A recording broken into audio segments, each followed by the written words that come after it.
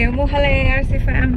Nisi Igi community post ina agi mayam ni boat sa mayam na yining budu kay no ina options hapado vlogs ka travel vlogs ka dagi morning routine ga hapado alam na boat masing yam base vlogs na yame do mayam na vlogs na yam yining ba male to na ay ngasi vlog amadi target ay vlog yam daily itong na badi late ko have the yamna ay lifestyle boring jo ay di kem ta thapag mai fun oi ba late ba ngasi di ay hozi hinggol sa story hinggol na nomprap ka umuro ka khra hek pat ka dori doing ngasi da vlog torage na to bane hozi ay lambi da ne hozi chatli or yor ka na mo ulage ako hinggol se kano da khuman diba? Khuman hinggol, khuman da do the labor ne. Kasi koi ba na driver or ito. Koi ba ni si mayam makara ikai do ge.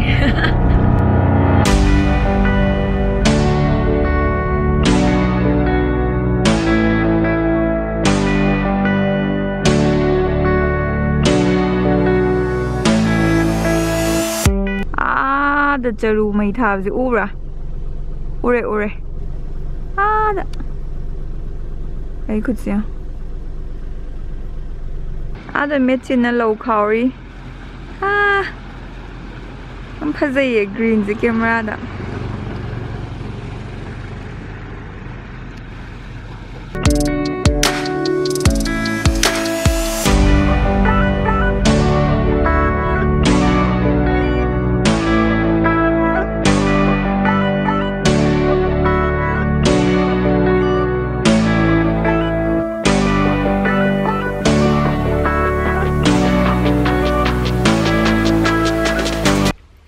Khuman hinggol ako hinggol yore ako mai thabak sur later me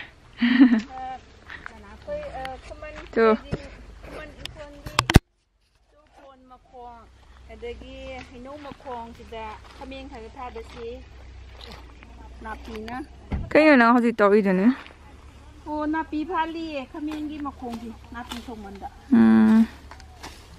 ineman kai toy noi ne man dia ha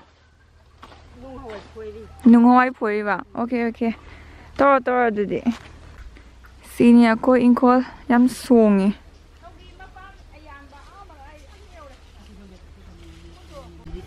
ini oi ke do sak sai ro hoi te sak sai ro kai ma the no yen thong ba a sao ni he lôi cái này ha kem cày đi ba lo mình ba hè gì anh còn được tắc bia lo hệt bạ anh cho mà hệt kìa hay vậy anh kìa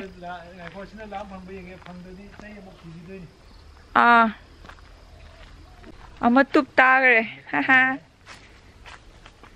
xin nào ngâu bị ngâu bị hệt gì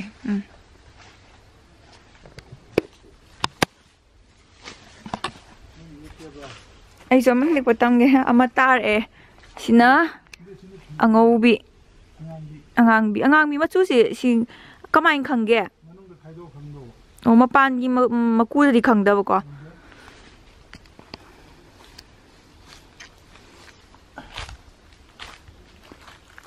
bị heo amahan heo cái anh heo này khăng de Okay, tare. Kita nggak canggih lu nih. Ikat tuh mau mana kan tare tu lah. Ye, tare. Amaga. Kamu nak hau ni? Gak mah itu tahu ya. Kau main ngetras main ini mana peta. Tare cuba. Mun bay. Ati. Kau ini yang betul. Pakta ni. Sampak pia tu. Ego nak sung hau karai ni. Si ogum si ina he ini. Yam lai ram buah nak mun bebai si ini kakak terang tahu yam nungai. Yam pa he pa. Aku mari mangas re. Ang obo mo he osi. สิก็มาเราถูกตัวหนูสิใกล้หนู เว้นก้อนนั่นเราถูกตัวฉันปักปีนี่ ว่าช้างมันไม่ยา ไอ้ฉันปักปีแม่มสิอู้อามาสินะใกล้หนูพ่อหรือใกล้หนูก็สิอยู่เลยสินะให้นิ่งจุปาเลย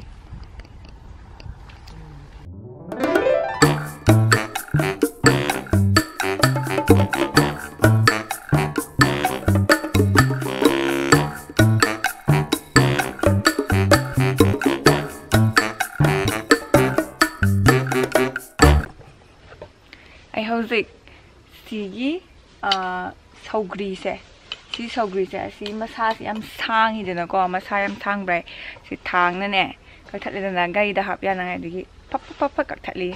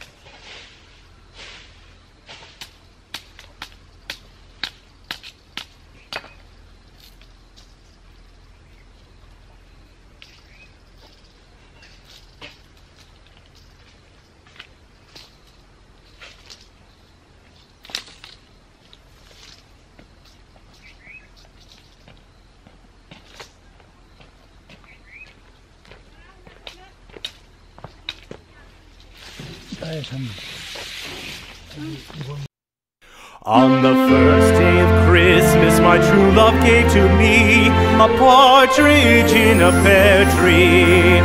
On the second day of Christmas, my true love gave to me 2 turtle doves and a partridge in a pear tree.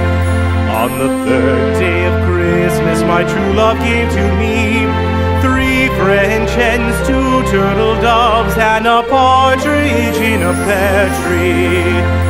On the 4th day of Christmas, my true love gave to me 4 calling birds, 3 French hens, 2 turtle doves, and a partridge in a pear tree. On the 5th day of Christmas, my true love gave to me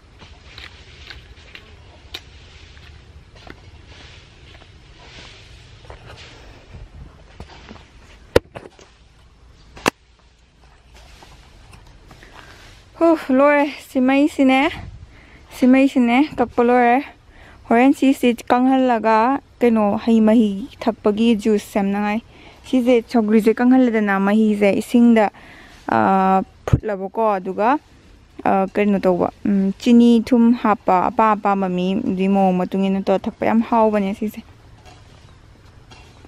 mama nei je hola ira aish Fazay, si may yung kaktura nga ni. Hiware. How's it handore? Nasa ina ni kagtalam ba doon na siya? Oren kanghalaga si mahitak na ba? Direct taas yabra. Yes, 킥타라가 좀 로라가 타야. Das akang ba na hawdra? 선무시야. 킥타라 통야.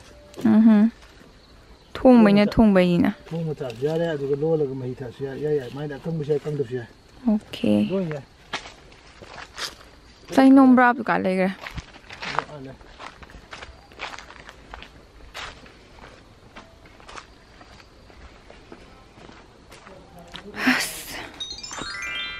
Inga sai heki ba nomprap si holy kese.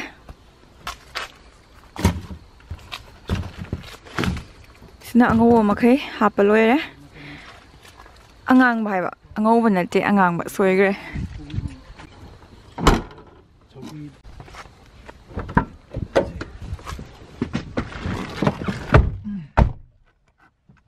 와, 시지판 생에 안 파세요. 아기님이 따람다이. 우. 이미 장암다이야 안 파세요. 게임 더 있고. 너는 저거네. 저거도. 하이 베시다.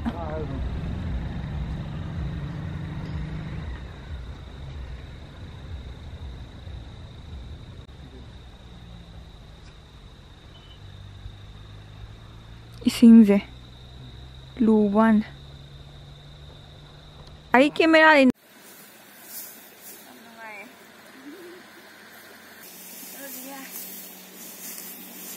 nhắm đúng ai hả bạn? Cái lâu rồi đó.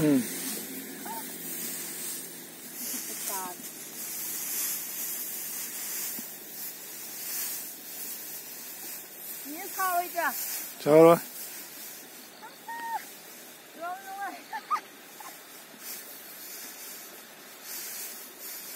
Cái này cả giờ rồi. Cả để 아무튼 까감 rồi nằng bò. 아무것도 못하는데? Try đâu.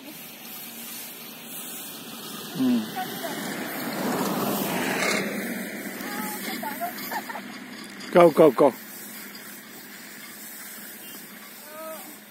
Go.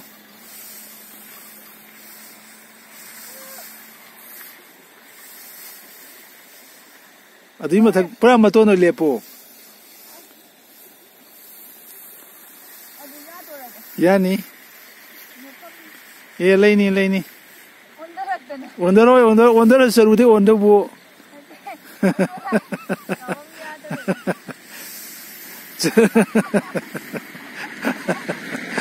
Sarute. Yadra ba. Yo yadra gana yung nakan ne. Hoi.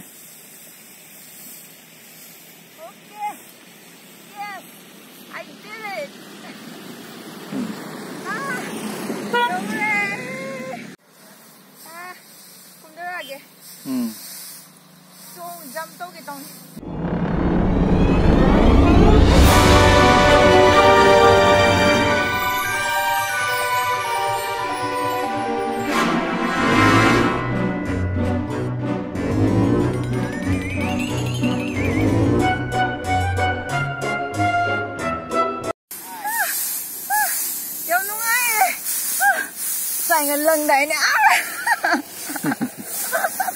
Cái camera thì battery low SY đây ngasi vlogs loi sal lage khara budi boring chura mani am nungai budi oidre do nungai phor ga di like to view nungai tragana dislike to view live ne aduga mathang video da mok thengna si